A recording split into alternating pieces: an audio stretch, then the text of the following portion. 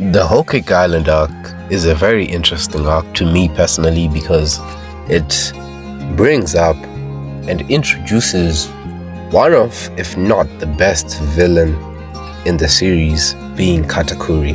And his performance in WholeCake might as well have been the most impressive performance of any character in the entire series up to that point. But then his performance in WholeCake and everything that goes on in WholeCake gives me the leverage to create a matchup which most people don't even consider, which is of course WholeCake Island Sanji versus WholeCake Island Katakuri.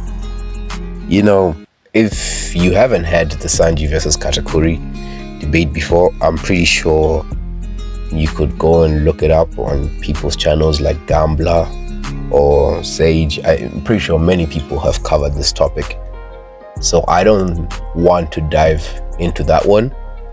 What I would like to dive into is how close a WholeCake Island Sanji fighting WholeCake Island Katakuri would have been. So what we're just gonna do, a very simple simulation. We're taking Sanji, and instead of Luffy being the one who pops out of the cake in front of Big Mom, it's Sanji who does it. And then Sanji and Katakuri go into the mirror world. Now Sanji and Katakuri have to face off. Extra conditions to make it 100% fair. We are removing every other external factor. Sanji cannot escape to go and have breaks the same ways Luffy had. So if this fight was gonna drain his stamina, Katakuri could possibly overwhelm him.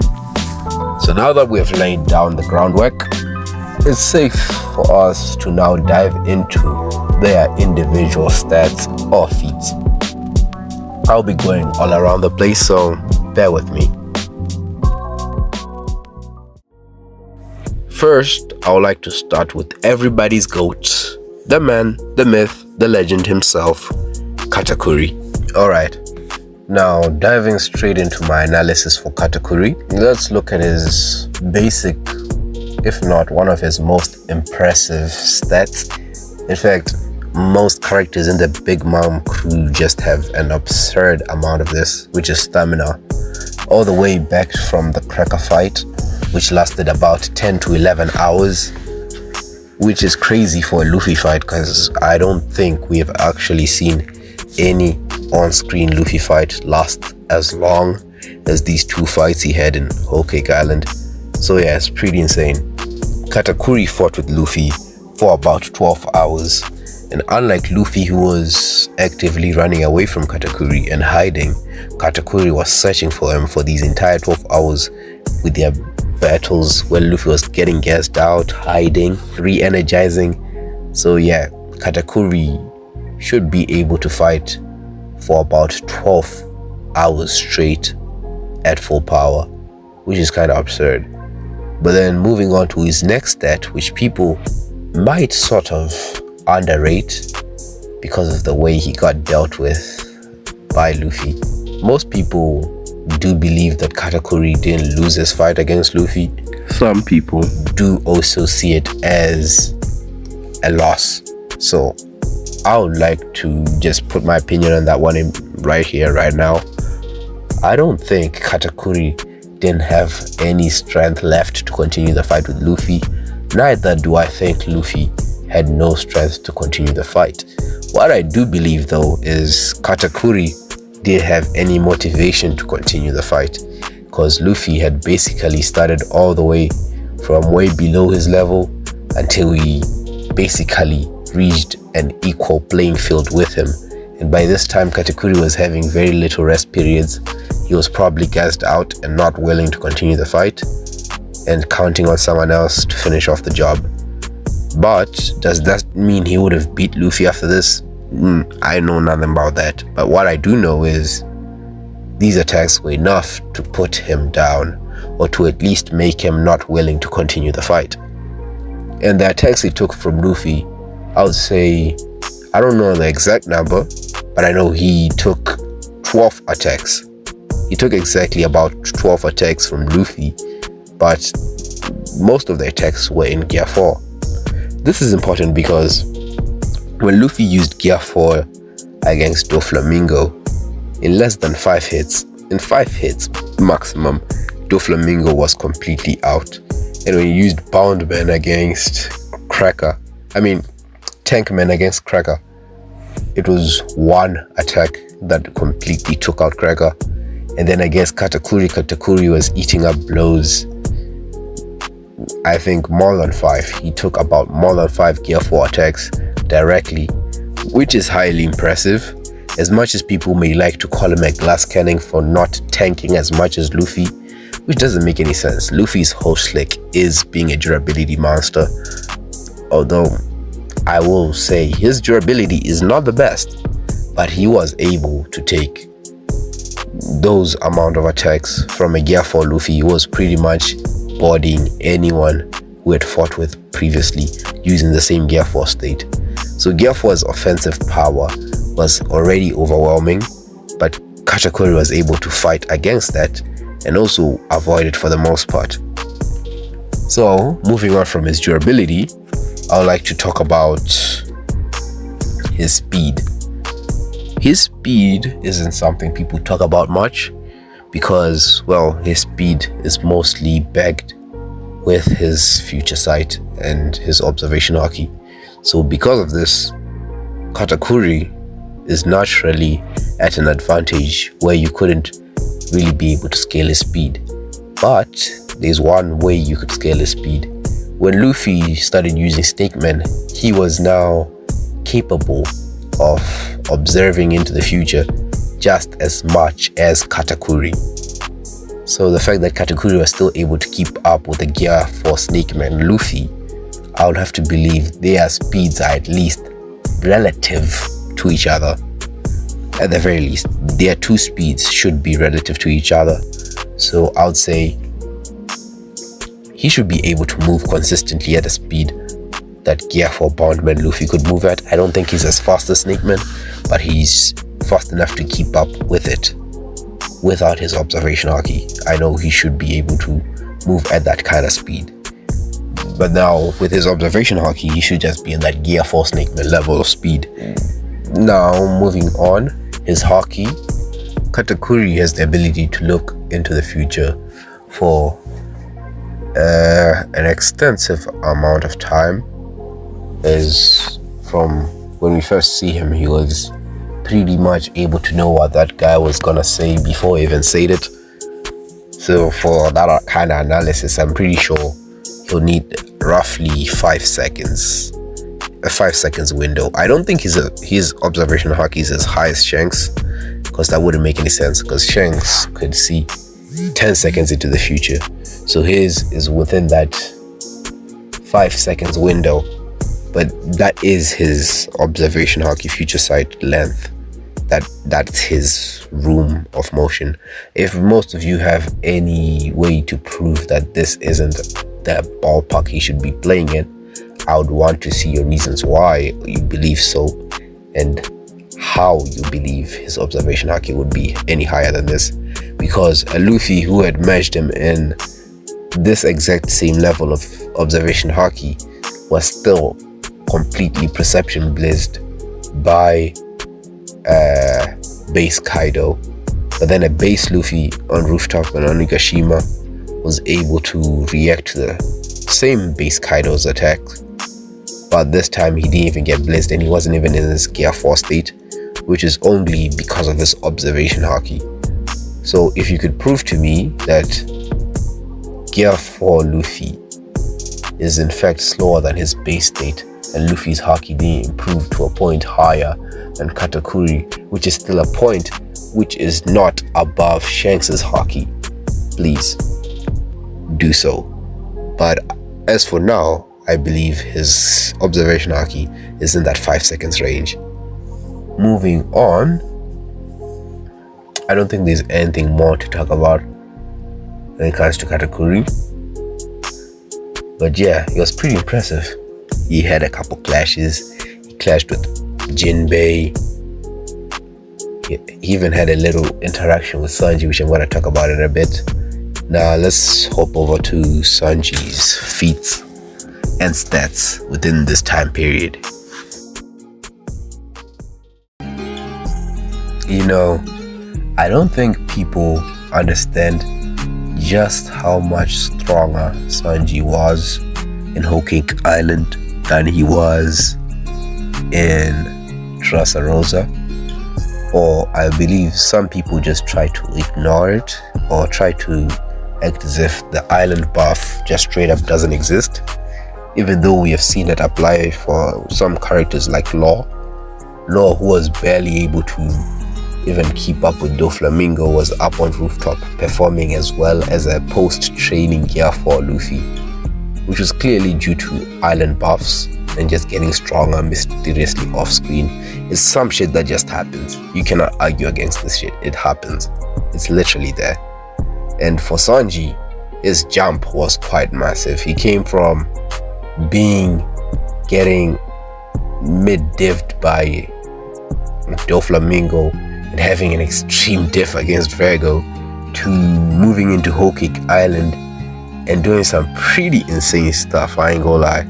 First of which, I'm gonna be touching on him dodging Katakuri's jelly bean. You know, if you were to tell a One Piece fan that Sanji has future sight because of the scene, they'll act as if you just broke a taboo or you have just broken an unspoken rule that Sanji cannot have future sight, which doesn't make any sense to me. Oda specifically mentioned that Sanji's area of specialty in the crew was in fact observation haki. And just because you didn't see Sanji actively, or you haven't been told by someone else that Sanji has future sight, you do not want to believe that he does because of what he did. I don't know if you know that Luffy, to be able to avoid Katakuri's attacks, didn't only become faster with Gear 4 Snakeman. Gear 4 Snakeman wasn't to avoid Katakuri's attacks, it was to land attacks on Katakuri. To avoid Katakuri's attacks, Luffy had to increase his observation haki. He had to gain future sight to do it. Because how are you going to dodge an attack from someone who knows where you're going to be? You cannot do that unless you know that he knows where you know you're gonna be. That way, that's the only way to somehow, somewhat counter it out, however it works. But you cannot do that stuff unless you are looking into the future. We have a clear example of this. Luffy does this when he first shows his signs of future sight. Katakuri throws an attack. It's not even Katakuri. A random background character throws an attack from behind him, whilst is off guard. But Luffy is still able to dodge it in the same exact framing which Sanji has dodging Katakuri's jelly bean. And the reaction is that Luffy's using future sight. They were pretty much shocked that he pulled that off. Same thing goes for Katakuri. Why do you think Katakuri was shocked that Sanji dodged his jelly bean? I think he was like, oh my goodness, he's so fast, he dodged that. That's not how it works. And even if it's just speed, this would still be absurd if Sanji's speed is already bypassing future sight. That still doesn't make any sense. It would make sense at a certain level, but still too, you need future sight to avoid an attack from someone who has future sight. It's just the way it's been going. The higher someone's level of future sight is, the lower the chances you're going to be able to predict or avoid an attack coming at you whilst you're off guard from that character. Even if you're not off guard, you're not dodging that attack. But I just feel like I had to emphasize this point a lot, because I'm pretty sure a lot of people are just going to say Sanji does not have future sight. Hey, believe what you want.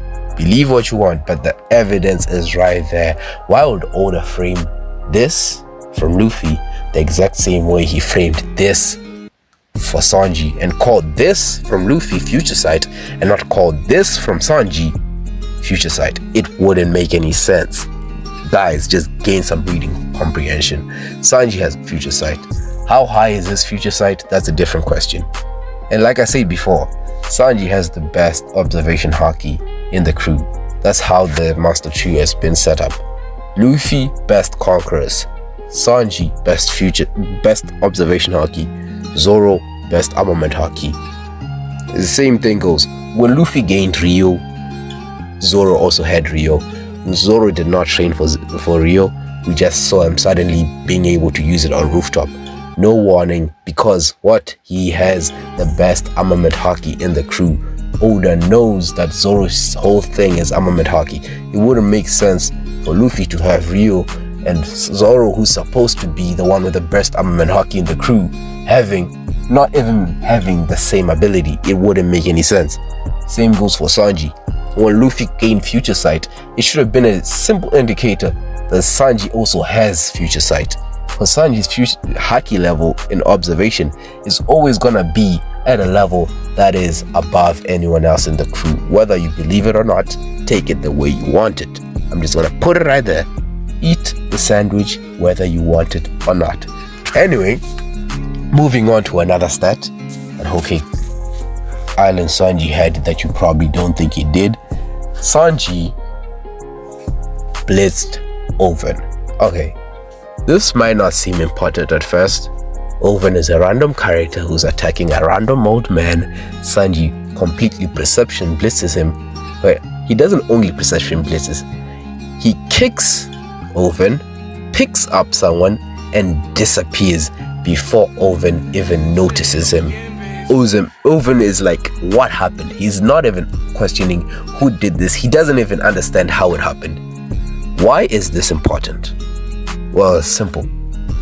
The same Oven who cannot react at a WholeCake Sanji at all is able to directly attack Katakuri. Don't believe me? There's literally a cover page. This stuff happens on chapter 1059. In this cover page story, we have Oven fighting with Katakuri. This was caused by Caesar Clown's hallucination gas, which essentially made Katakuri think Oven is his opponent and Oven believe Katakuri is his opponent. So you cannot even claim that Katakuri was holding back or Katakuri was not using his haki here, because he was actively fighting someone under an hallucination that made him believe he's fighting his opponent. And he was still sucker punched in the face by an Oven who cannot react to Sanji. Like, I don't even know how you could look at this. You know, let me just rush to the end, because I don't think I need to keep diving more into Sanji's feats, because this alone is already enough. I do not need anything more.